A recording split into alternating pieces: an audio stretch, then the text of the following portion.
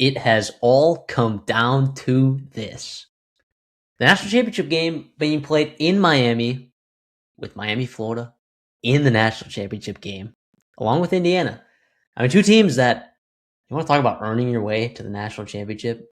All right, every team that you could possibly argue, right? Look, Indiana, we all know that that's the best team in the country. They're 8.5-point favorites in this game. They've dominated everyone. It's looked easy for them. Clearly the best team in the country. And then if you want to say this argument that, oh, like, is Miami really the second best team in the country? Okay. Are you going to put in Notre Dame? Are you going to say Ohio State's the second best team in the country? Because they beat both of them. Georgia, how about they beat the Ole Miss team? Dominated, if you will, the Ole Miss team. Even though it was a close game at the end, I would argue physically dominated the Ole Miss team that just beat Georgia the week before. So yeah, you have two teams that absolutely deserve to be in the spot that they're in right now. You have an overly physical Miami football team that is just giving people problems as they have found an identity in themselves, physically in the trenches, 4 yards for 4 quarters. And then you have Indiana, who you got Mendoza throwing the best back shoulder fade we've ever seen in college football to Elijah Surratt, and then Charlie Becker on another side, Omar Cooper this, oh, Kalen Black here. Oh, the offensive line's absolutely phenomenal. Oh, wait, the defense, who, half the national media can't name 3 players on this defense, is insane. They suffocated Oregon. They put Dante Moore in absolute hell. And guess what? The big physical offensive line, that big physical defensive line, the elite players on the lines of scrimmage for Oregon were neutralized. This Indiana team is absolutely unbelievable. So, CD, where are we at with this game? It's an 8.5-point spread, which hasn't stopped Miami from beating, teams in this college football playoffs. And they're at home. Even though are we going to see more Indiana fans there than Miami fans, which I think is very possible. But where are we at here? Absolutely. This will be, I think, the third time Miami will be underdogs in this college football playoff. It is really a testament to what they have done in December. You talk about peaking at the right time. It was not in October, right? It was not in early November. And we know how November has been tough for Cristobal in the past with Miami. They are peaking extremely well. Unfortunately, they are also running into a buzzsaw, a team that's looking to cement themselves as legitimately having a case as one of the best teams in recent history in the college football. 16-0, Heisman Trophy winner. You're going to have a plethora of draft picks. You want to talk about just absolute murderer's row of what you are doing to people right now when it has mattered in these big-time games. You go back to the regular season, they had some close games. Obviously, the Iowa game was close. Oregon was a close game in the fourth quarter.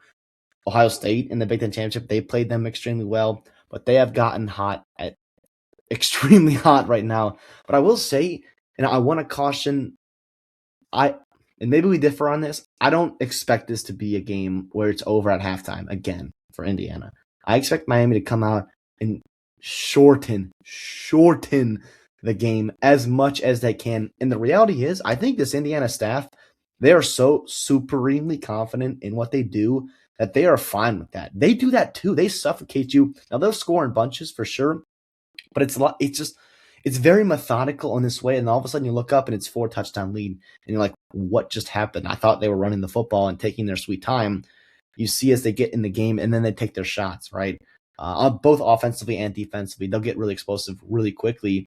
I think Miami needs to prolong this football game as much as they can. I know you're in a spot which is crazy to say with the talent rosters, and you might even watch on field level too, and they might show pregame, and you could see the size difference between Miami's trenches versus Indiana's trenches, and I do not give that advantage to Miami. I still think the best defensive line in country is Miami, right? No doubt about that, sure.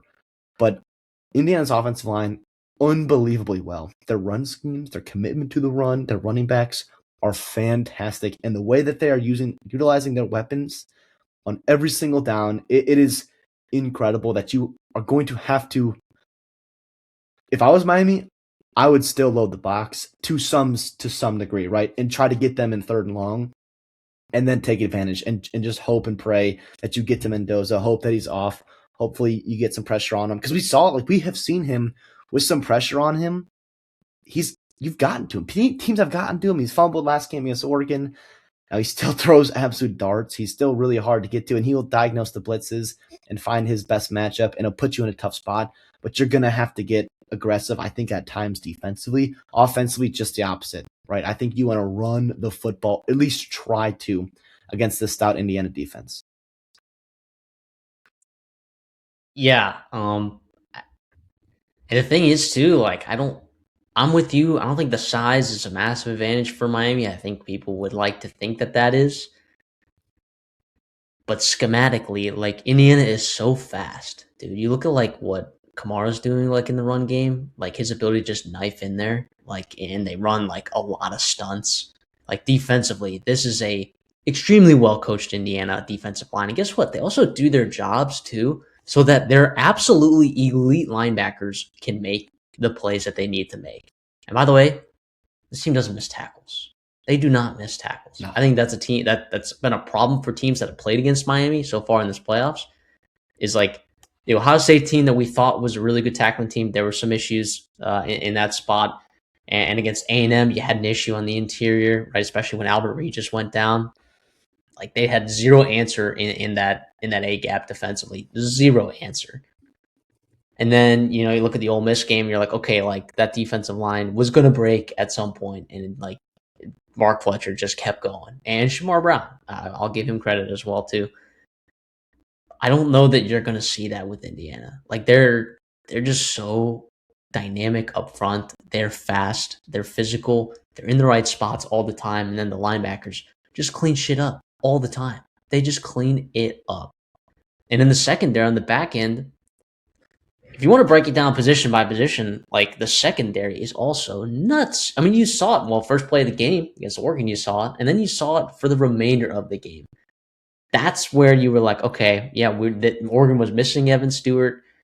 When we talked about the wide receiver position being a problem potentially for Oregon as the season went along, it wasn't necessarily a problem against, Texas Tech. It wasn't a problem against, insert team name here. It was a real problem against one of the most elite secondaries in all of college football, maybe the most elite secondary in college football in 2025, 2026. Yeah, this Indiana defense is nuts. So what do they have to do, right? Like, one, offensively, Shannon Dawson has to unload the bag. Like, that run scheme, like, whatever they're going to have to draw up, one, they're going to have to make sure that Indiana can adjust in that second half, which they've done a really good job this year, making great adjustments on both sides of the football in the second halves of games. You are going to have to schematically design a run game that is conducive to winning this football game. And I don't know what that means. I don't get paid to do that. Whatever they have to do that, that's how they win this football game. I don't think it's, hey, we're going to throw the ball 30 times with Carson Beck, right? Like they did against Ole Miss. And guess what? Carson Beck made plays down the stretch, and Malachi Toney was phenomenal. We've seen that before. They don't need Carson Beck throwing the ball 30 times. And then defensively, like you talked about, you said maybe, loading the box somewhat within reason for sure, but just got like some serious injuries on that side of the football. Like, I don't know, like it seems like Mario Cristobal is like very optimistic about a lot of these guys, but that's what he said about Ahmad Moden. And then he trotted out there on that first drive and then went down right away. Okay, that's a massive loss on your interior. I know that they have depth there, but Moden has been phenomenal there. Mesidor, he says he's fine, right? But if he's not 100%, what are you getting? And then on the back end, Frederique, and then Damari Brown, he said that he's day-to-day. If he's not there, you're going to be throwing out a true freshman out there against this wide receiver core in Mendoza. Like, look, he played great. And what was it, the Fiesta Bowl? I don't know what we're going to see from him if he ends up being the guy thrown out there against Elijah Surratt, Amar Cooper, Becker. I don't know what you're going to get from that. And then also Xavier Lucas suspended for the first half of the game. Elijah Lofton probably not going to be available either. Another key offensive piece for Miami. feels like on the injury side of things, you can look at, and Indiana's been dealing with injuries too this season. They got a lot of guys that have been out for the season, but they've been dealing with that for weeks. So at this point, it's like they are who they are. And what they are is a damn good football team. Yeah, absolutely. It almost, and you hate to say this because it's wild, and I'll get into some stats here about national championships and big spreads and whatever else we've seen, and more so blowouts. It almost feels like Miami will need to win the turnover battle, third and fourth down, like drastically skewed to what their season has been in terms of both these football teams.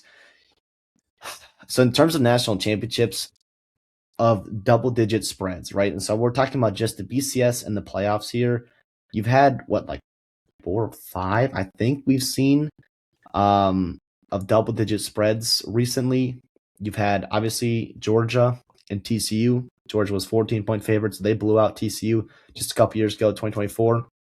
In 2002, Ohio State and Miami, right? But this time Miami was the 11.5-point favorite. Ohio State won that game as a 11.5-point dog. Oklahoma upset Florida State. So sorry, that was 2023, by the way, the TCU Georgia game. Thank you. And then, oh yeah, because I forgot about Michigan. I was kind of backwards and oopsies. And then Bama obviously steamrolled Notre Dame in 2012, 42-14. So that's where we're at right now in terms of double-digit games. Now this game it's only 8.5, right? So it's not quite there yet. But we have seen plenty of national championship games become lopsided. And that is not why we love the sport. The sport is because it is the greatest regular season in all of any sport ever, right? That is why we love college football. So it's not necessarily about the postseason.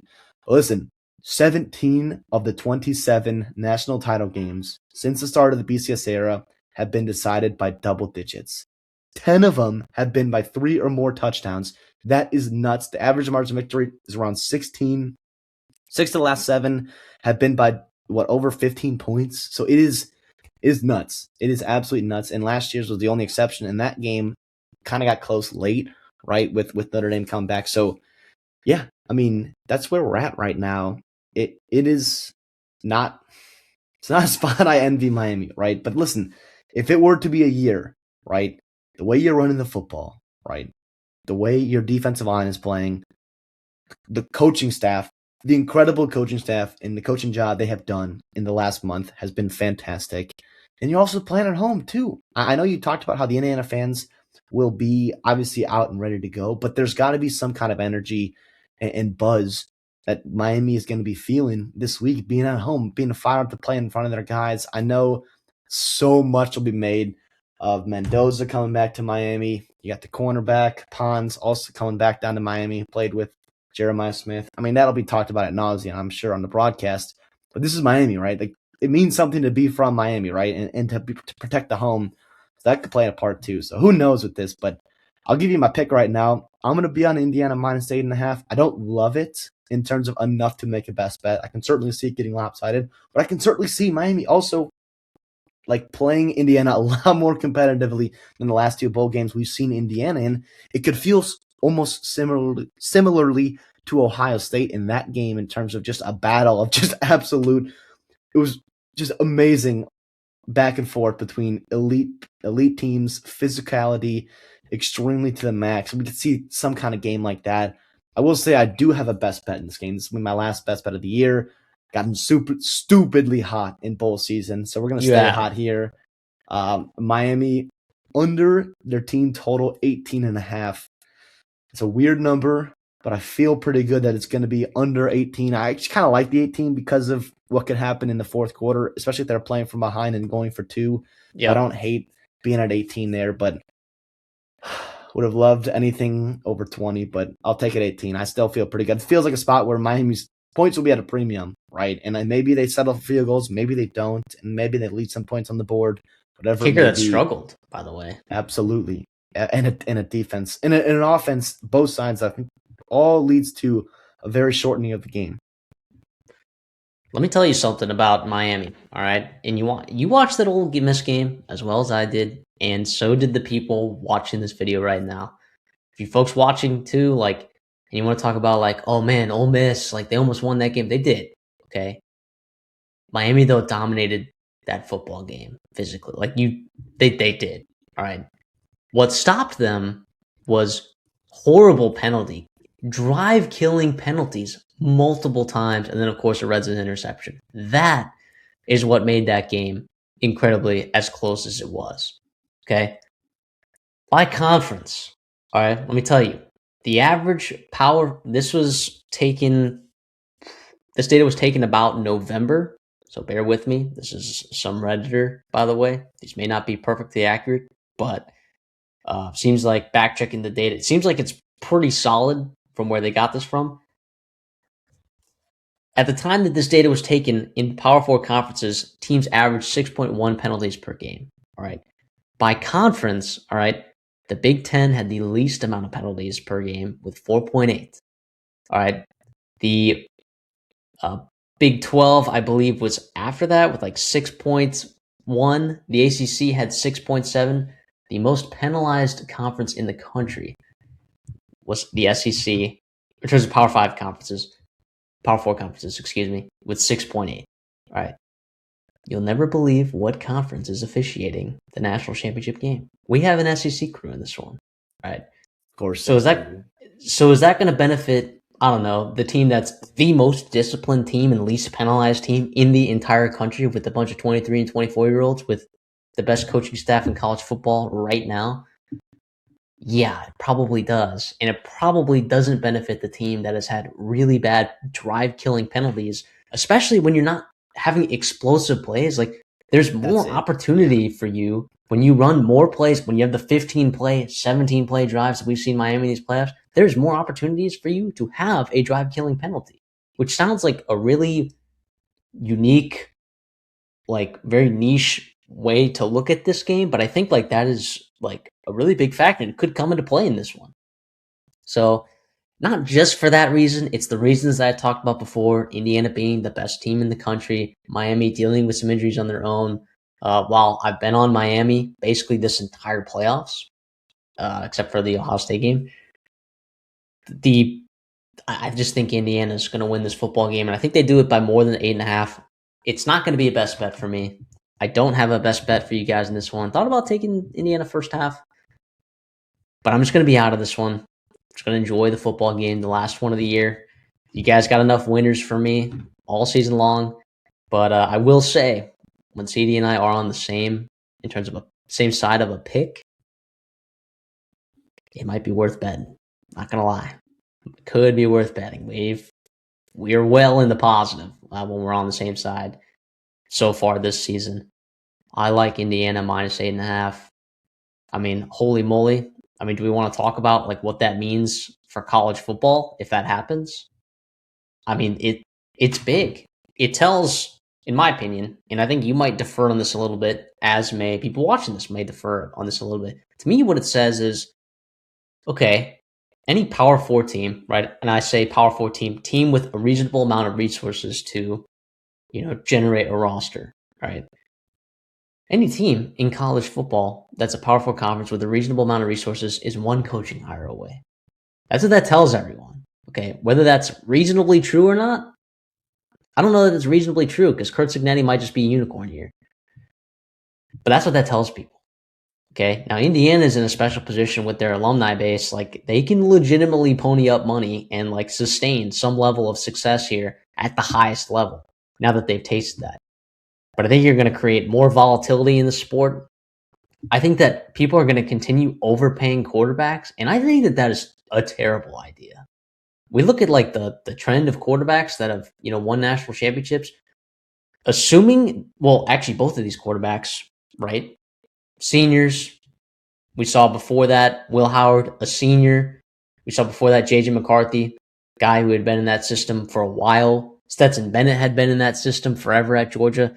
I mean, with defenses getting more complicated and quarterback play being at more of a premium, instead of paying quarterbacks a lot of money, I think offensive coordinators and defensive coordinators need to get paid more money, and they will, right? And that'll create like a whole other influx of things. I think defenses, like there are more NFL defenses being adapted in college football where coverages are being disguised at a ridiculous rate, and it's really tough. So unless you're a super cerebral like Fernando Mendoza, who's like, a senior, or Stetson Bennett, who had been in the system for 4 or 5 years, right? Like learning it, like knowing that system, like muscle memory, JJ McCarthy, like investing on the lines of scrimmage to me and in your coaching staff is way more important to me than investing in the quarterback position. I know that that's easy to say, and the immediate debunk is, well, Fernando Mendoza won the Heisman Trophy. Okay, in like the least productive year from quarterbacks in college football in the last decade. So, and of course, Fernando Mendoza is a really talented player. He's really phenomenal. I think he's going to do really well in the NFL for the reason that I just talked about. He's super cerebral, right? He's a great processor. And I think that that is like incredibly valuable in keeping a quarterback in the system that you're in. Even though we've seen a lot of success from transfer portal quarterbacks, I think senior quarterbacks and quarterbacks that have been in a system retained for multitudes of years, I think we're going to see moving forward, we're going to find is very, very valuable, as are the lines of scrimmage. I just think like this is kind of like that flag that college football has been waving for a number of years now. And it may be, and I didn't necessarily see it as clearly as I see it now, even though I did bet on Michigan preseason to win the national championship. I did bet on Ohio State to win the national championship. Like I feel like I was getting a good read on these teams and like for the talent that they had, but I think it's bigger. Done are the days, and I think you told me this. Done are the days of the quarterback being the best player on the football field. Or at least needing to be, right? Like that would be more of a luxury in a spot where you don't have to overpay. I think it's a really good point. Like sustainability is one thing. I think in terms of what Indiana is doing is pretty unique to what their capabilities are in terms of the sleeping giant that was their potential funding and their alumni base and their boosters and whatever it may be. And honestly, like the unknown passion for football that was within that fan base. I think college football is becoming such a large sport, and I hate to get a little bit offhand here from the national title game, but it's such a large sport in terms of popularity that more casual fans are becoming more involved in football, and you're seeing more and more investing in terms of everybody, right? I look at Kentucky, man, and I look at what Will Stein's doing right now in the portal, and I know what I think of him as a head football coach. And I think if there was a program that can replicate some kind of success Indiana had, and I think that's probably the worst thing in the world to have to compare teams to what Indiana's done, because it's not going to happen. There's no, you can't just predict that to happen. Like there's no skill in being like, oh yeah, this team can just do this, because anyone who said that a couple years ago about Indiana was talking out of their butt, and it wasn't going to be a good prediction. Like, yeah, anyways. Right, but Kentucky has those kind of resources and that fan base buy-in, and if they start shifting over to football, really, really interesting to see Indiana do that. I think BYU is another one that's really, really interesting as well. North Carolina as well, they got some resources, so it's really, really interesting there. But it's a good point about what this does mean for college football and the average fan, and I think. And I was a big fan of the 12-team playoff, but that kind of also brings it in too, where you got more and more teams that have opportunities to go play for a title. And also with what this is doing here is everyone's going to be looking around in their athletic departments and in their booster meetings and their board meetings, right? Looking around like, look at what this has done for Indiana and the success of that school and everything else there. Why not us, right? And the reality is teams are going to try to replicate that, and it's going to cost people a lot of their jobs. A lot of people their jobs, unfortunately, because what they're doing here is absolutely special. Do not want to take that away from them. If they cap it off with a title, it will be phenomenal. Even if they don't, it'll be one of the best stories in all of college football history. And the other side too with Miami, with their last team in, right, what they're doing too. So it's a really fun game here. I can't wait to watch it. Obviously, Miami are in Miami there Monday night, which is another problem. I don't want to get into about it being on a Monday night, but yada, yada, yada. Here we are. We've really enjoyed previewing these games with you guys. If you're sticking around to the end, appreciate you guys more than you know. We'll obviously get a lot into the offseason. We got a lot of stuff on deck, coaching carousel. We go deep into that stuff. We'll get some more input. And if you guys also have ideas or things you want us to talk about in the offseason as well, when it does, quote unquote, slow down in terms of actual games coming up and get more freedom to choose what we want to talk about, please let us know. We'd love to hear from you guys. The support has been tremendous. We've really appreciated the growth and the community we're building here in the past couple months. And honestly, over the past couple of years, we've been working really hard on this. So appreciate you guys more than you know. I enjoy the game, as I'm sure we will as well.